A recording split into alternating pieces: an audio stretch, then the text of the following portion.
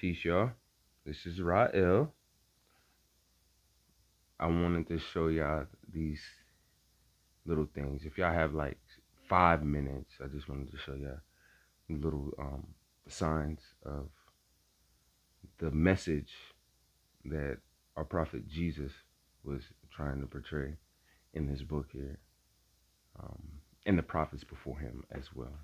But right now, we're gonna get on Jesus. All right. So check this out. I'm gonna start in Isaiah 42, right? And starting in Isaiah 42, I'm gonna start at 1. And this is trying to um it tells you, all right, I'm just gonna read it. Okay, here we go.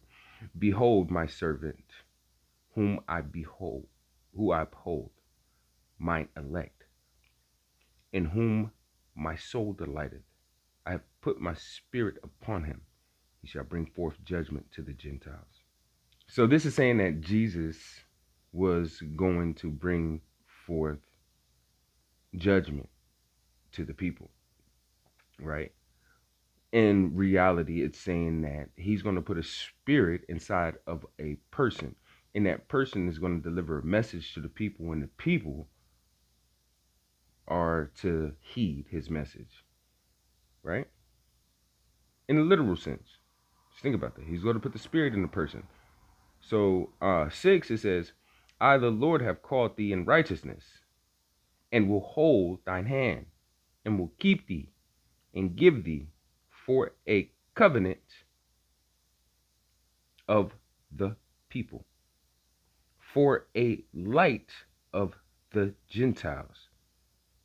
You see that? For a light of the Gentiles. A promise, usually under seal. So God is promising this person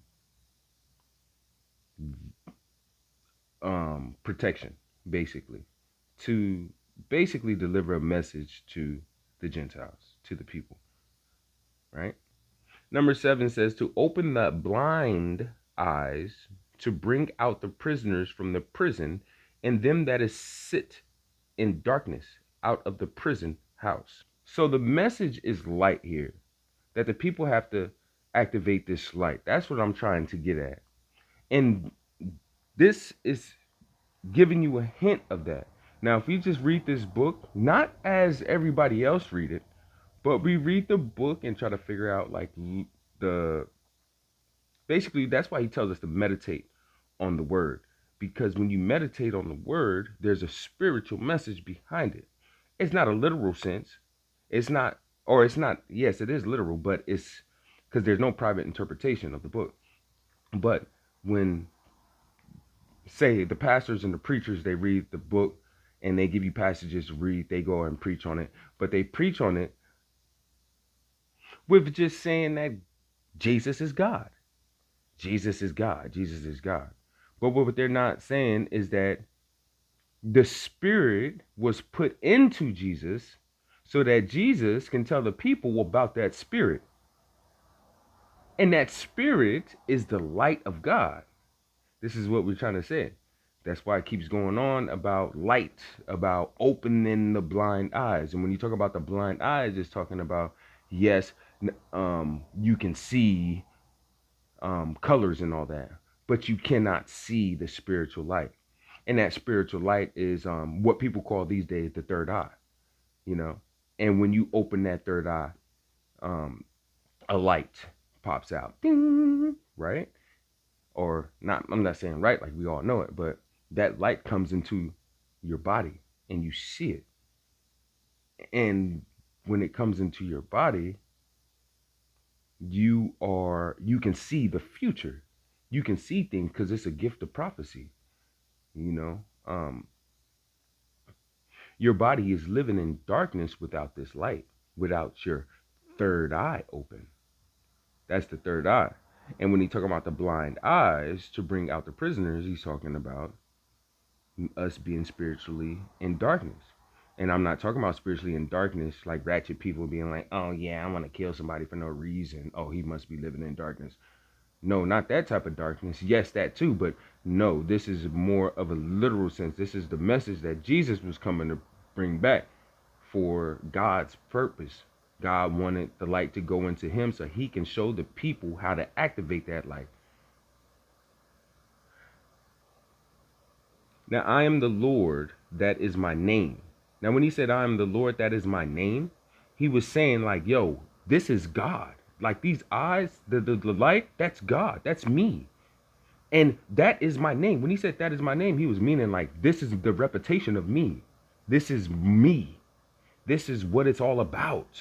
So you need to go ahead and tell the people. This is what he's telling Jesus. He's basically telling Jesus or the prophet. He told all the prophets the same thing. Like all the prophets was delivering light to the people. Everybody was living in darkness. They forgot to activate the light, like that connects us to the spiritual realm.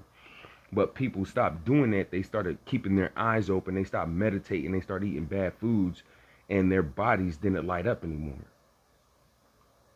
And so now he had to send another prophet, because every dispensation he always sends a prophet. Okay, so it was darkness, like in the beginning, right? It was darkness, and then there was light, and then Adam ate the apple and all that, or the fruit or whatever, and then it went back to darkness, and then you had to send a prophet again to come back to the light. And I think that was within Shem. I mean not Shem. Seth, right? And then Seth gave birth to um Enoch, and Enoch, it goes on with that seed. They had to send a prophet. God had to send a prophet for people, because it's not our fault. It's the people of the world's fault that we are in darkness. So he always have to send a prophet. So at the beginning is dark, then it goes to light. He had to send a prophet, and then it goes back to dark. We disobey, and then we go into darkness, and then he sends another prophet, and then a prophet comes and tell people to come back to the light, and then the prophet dies or whatever, and everybody be like, oh my God, it was all about light. Oh yeah, and then they go back into darkness. So they be darkness forever, and then God sends another prophet. He puts the spirit, he puts the light into another person, and the other person comes and tell the people. Like it just goes on and on and on. I hope that kind of makes sense. But it goes, I am the Lord, that is my name, and my glory. Now, notice he said, and my glory, right? We'll talk about that glory thing. So that glory, he's like, this is my reputation, it's the light. And when I speak of this glory, when you hear about the glory, he's talking about the light that shines around you. When you activate your third eye, when the light comes into you, the spirit of God comes into you, man. This is what the book is talking about. And people are looking outside of themselves so much. They're looking for Jesus to come. They're not looking inside themselves, knowing that they are their own savior, so to say, right? I'm not here to preach. I'm just here to show you this message. So hopefully I can guide people to actually, come to the light. This is my name, and my glory will I not give to another. Behold, the former things are come to pass, and new things do I declare before they spring forth. I tell you of them. So he was saying that when this light comes into you, you are going to know this. I'm going to tell you everything because I put my spirit in you. You got to know this, because that spiritual light is like a flashlight. It's a spiritual flashlight. So your path that you're going on is all dark.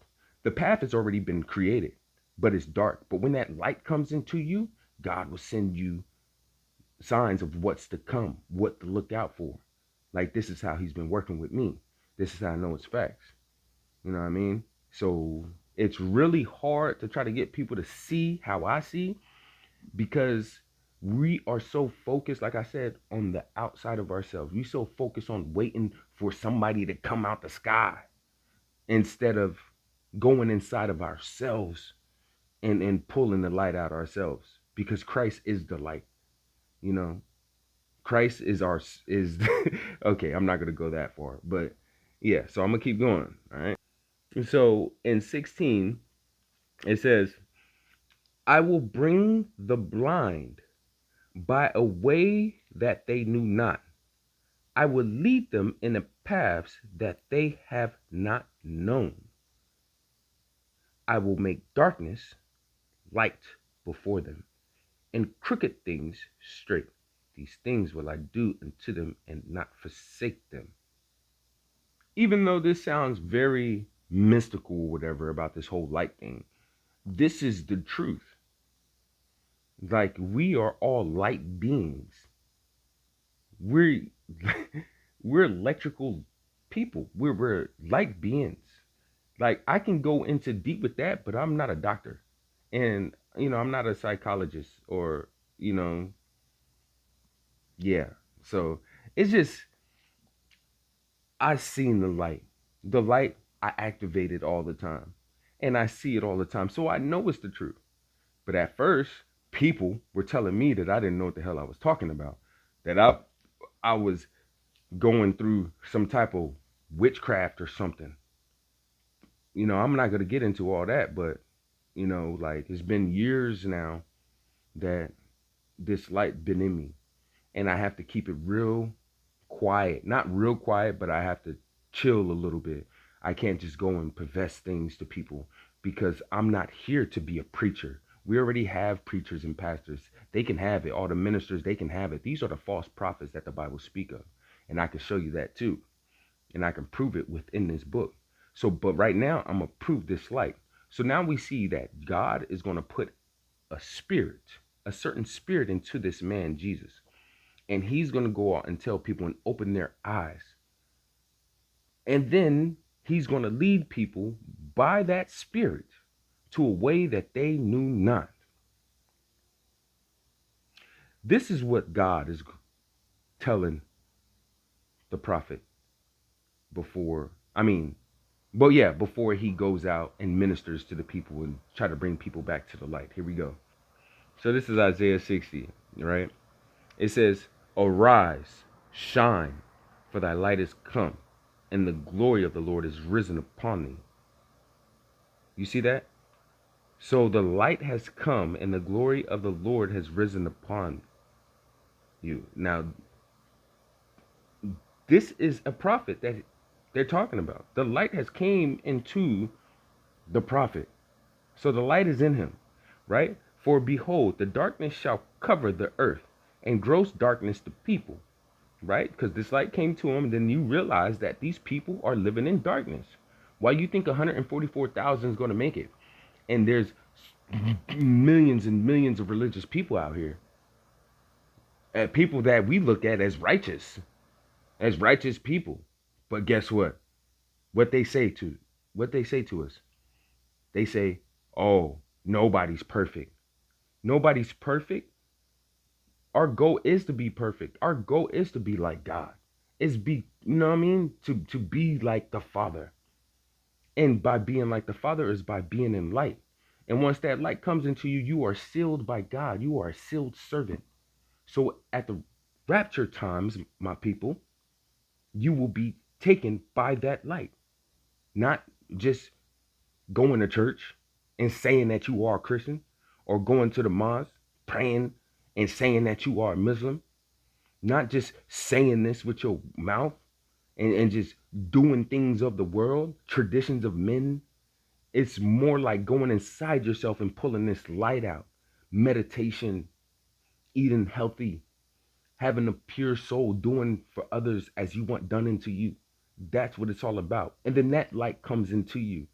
But you have to meditate. You have to meditate. Why you think back in the day they went in the darkness? But I'm gonna keep going here, right? "For behold, the darkness shall cover the earth, and gross darkness the people. But the Lord shall arise upon thee, and his glory shall be seen upon thee. And the Gentiles shall come to thy light, and kings to thy brightness of thy rising. Lift up thine eyes round about, and see all they gather themselves together. They come to thee. Thy sons shall come from far, and thy daughters shall be nursed at thy side." So when people start realizing that this light comes into us, and they see proof, oh my goodness, they're gonna they're gonna come running. Now in Matthew's it talks about the end times, and in Matthew 24, and Mark and Luke too, but in Matthew 24, I'm not sure where it's at, but we'll go to it. He talks about the end times, and saying that basically During the end times, listen, there's going to be rumors of wars and there's going to be this and that and this and that, but the end is not coming. It's not going to be here. But when the gospel is preached around the whole world, the gospel is the good news. And the good news is everybody gets the light, that everybody becomes sons and daughters of God. Everybody can activate this light within them. That is the gospel. The gospel is not Jesus is coming on and on. No, the Jesus that they were talking about is coming is a light. It's a spirit that comes into all people that come into the world. It's not a man. It's a spirit. It's an orb. It's a light. That is the prophecy. So when the the gospel is being preached around the whole world and everybody starts hearing about this great light, then the end times will come. And why is the end time going to come at that time? It's going to come at that time because the servants of God have been sealed in their foreheads. This is Revelation 7. This is in Revelations. So how are they sealed in their foreheads? Their light has been activated. God granted them light. Look, so Malachi 4, it says, but unto you that fear my name. I put that right there, fear, because fear is not talking about scared. It's talking about understanding who he is and knowing his reputation, and just knowing that that the light is the truth, right? But unto you that fear my name shall the Son of Righteousness arise with healing in his wings. Notice how they put son right there. Look, the Son is S-U-N. It's not S-O-N. What everybody thinks is Jesus. It's the Son. And what is the Son? The Son is a star. The Son is a star. And what is the star? The star is the Christ consciousness. It's the light, right? The Son of Righteousness arise with healing in his wings, and ye shall go forth and grow up as calves of the stall. But look at this. So healing in his wings. So the Son of Righteousness is going to come down, right? The Son is going to arise within you. That's why I put this little star here, but that's not for you. But listen to what happened to Jesus. Y'all know the story about Jesus when he got baptized? What happened when he got baptized? The Son of Righteousness arise with healing in his wings. Y'all want to see? Look. Matthew's 3. Look. Then cometh Jesus from Galilee to Jordan unto John to be baptized of him. Jesus is about to be baptized. And Jesus, when he was baptized, this is 16, when he was baptized, went up straightway out of the water, and lo, the heavens were opened. What are the heavens? The heavens is the mind, the temple. When you close your eyes, there's darkness. And then it opens up. Look it up. So the heavens, which is your temple, inside of yourself, opened up. And he saw the Spirit of God. And what is the Spirit of God? I know what the Spirit of God is now, right? The Spirit of God is the light. It's the Christ. It's the Christ. It's the it's the Christ consciousness. Remember Malachi 4? 4:2. The Son of Righteousness arise with healing in his wings. This is the last chapter in the Old Testament before the New Testament. That should be a sign itself, right? With healing in his wings. So what happened with Jesus when he was baptized? When he went through this ordeal? Because that's what baptized really means. When he went through the ordeal, what happened? His ordeal, the Spirit of God descended like a dove. What does a dove have? A dove has wings and lightning upon him. So the light came down out from heaven. So God sent him the light. The Spirit of God came down as light into him in the shape of a dove, healing in his wings. Remember that? It's crazy. So when this light comes into the people are sealed by God. So this whole book is talking about this light. Remember Genesis 1? Genesis 1. Look at this. Genesis 1, I think 3. I go crazy in this book. I'm sorry. Look. And God said, let there be light. And there was light. You see that? And then when we go to John, because John is the witness, it tells you about this light. Huh? See that? That's a little light. Yeah, ain't little my little. You see that? Oh, never mind. Why are you putting those things in your Bible, man? I'm not a Christian. I'm I'm just Ra'el, the light messenger. In the beginning was the Word, and the Word was with God, and the Word was God. What was the Word in the beginning? We just read it. It's light. That was the Word in the beginning. Remember when Genesis said, let there be light? God said, let there be light. So here we go. So the same was in the beginning with God. This is just to prove to you that he's talking about this light. All things were made by him, which is the Word, right? And without him was not anything made that was made. So God made the Word, and the Word helped him create everything. Right? That's what it's saying. All things were made by him, and without him was not anything made that was made. Now, don't listen to the preachers and the teachers, the false teachers, the false prophets. Don't listen to them. Read this for yourself and meditate on this word yourself, and do not let anybody do it for you, because you will come to the same realization that I came to when you start meditating and closing your eyes and that light of God comes into you. Then you're really tripping when you hear the voice, like I heard the voice, because I was going crazy when I heard the voice, because nobody told me that these things were to come. Only the book told me after the fact. Didn't think it was real, but it was. So I don't want to ramble about me. I just want to keep showing y'all this word. So look, so in him was life, and the life was the light of men. You see that? I always go back to John, because John is the witness to everything. He witnessed the same thing I witnessed. So that means John, anytime you need any type of answer, you go to John. And you use supreme mathematics too, because supreme mathematics is really strong using this. One is the knowledge. So this is the knowledge, right? So number 5, and the light shineth in the darkness, and the darkness comprehended it not. So I can break that how the light didn't comprehend it. So look at this. So I'm gonna do a little illustration real quick. So when it is dark, right? So this is just a dark room. Let's say this is a dark room, right?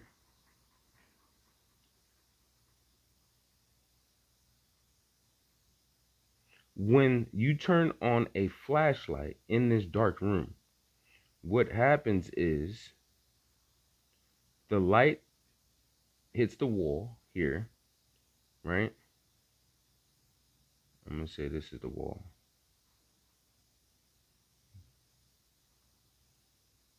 So the light hits the wall here, boom, and the light bounces off the wall, right? And you can see all this. That's the darkness comprehending the light. All right. I mean, this is really a crappy, and I'm doing this on just looking at the camera. On switch, flashlight. So when you put that flashlight on in here, the darkness is no more, because the light is bouncing off the walls and you can see other things. But this darkness that John was, it says, and the darkness comprehended it not. So when the darkness don't comprehend something, the darkness like, what the heck is this? They just looking at it. You can't read it. So we're in a dark room. So this is the dark room again, right? So this is the dark room. I have to do it like this. And this is the light. That's the light right there. And we're in a dark room. Now that dark room does not comprehend this light. They're like, what the heck is this thing? This thing is just floating in the darkness, just like this. This is the light that God created. This is the spirit of God. This is the orb. This is the light. Or this is the third eye. I'm going to make another illustration before I quit this video. I'm at 25 minutes. I'm sorry, guys. But if y'all listening, I appreciate it. Because I'm all over the place. Just bear with me, all right? I'm going to try to go 5 more minutes, all right? That's it.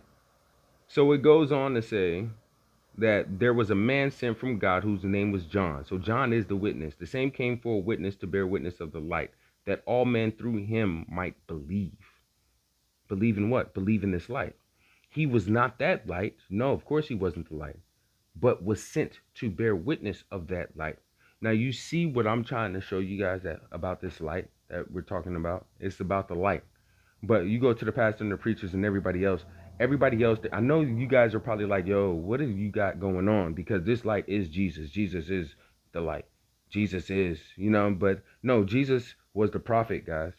The light came into Jesus and the light spoke. The Christ spoke through Jesus to the people. This is where we got it wrong. So that was the true light, which lighteth every man. You see how I circled that? Every man. It lights every man that cometh into the world. So every man gets this eternal life, right? Every man gets this light. He was in the world, and the world was made by him. Remember it said that the world was made by him? You know what I mean? But check this out. And the world knew him not. He came into his own, and his own received him not. Right? So this light came into the people, and the people didn't receive him. But everybody that received him, guess what happens? Just like Jesus in Matthew's 4, Matthew's 3. Remember what happened after he was baptized? But as many as received him, to them gave he, which is God, power to become the sons of God, even to them that believe on his name. Remember what I was saying about the name? The name is basically his reputation, knowing and understanding who it was, what God is. God is light. Everybody who gets this light he gave them power to become sons of God. So when that light comes into you, you become the sons of God. That's what happened in Jesus. He became a son of God. Simple. But it's so simple that the big-minded cannot comprehend it. And when I say the big-minded, I'm talking about the fancy. I'm talking about the people who think they know it all. But they don't. They're following the doctrine of men, the doctrine of Balaam, according to the Bible. And it tells you how this light was born, right? When you received him, right? When you receive him, which were born not of blood, it wasn't of blood, nor of the will of flesh, nor of the will of man, but of God. So this light is born of God. God sends this light to you, but only the pure in heart can have this light. And the light was made flesh, because the word is the light. The word was made flesh and dwelt among us. And we beheld his glory. Remember I told you I remember glory? We beheld his glow, his glory, the glory as of the only begotten of the Father, full of grace and truth. You see that? So he's talking about the light right here. So it's all about activating the light. So all right, so I'm going to stop right here so I can illustrate something for y'all because I have 1 more minute. Now, this is your body. That's your body. That light comes right here. Yeah, I drew another one. That's the light. That light is the third eye. When you activate that third eye, your whole body lights up. It's like a little glow. You see, now you got a glow. The pyramid represents the temple. That's your glow, let's just say. What happens when we cut your head off? Your body, you are separated from the Christ. You see that? So this represents the all-seeing eye. The all-seeing eye is God.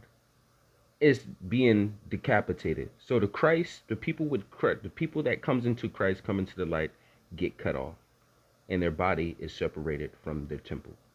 from their temple is separated from their body.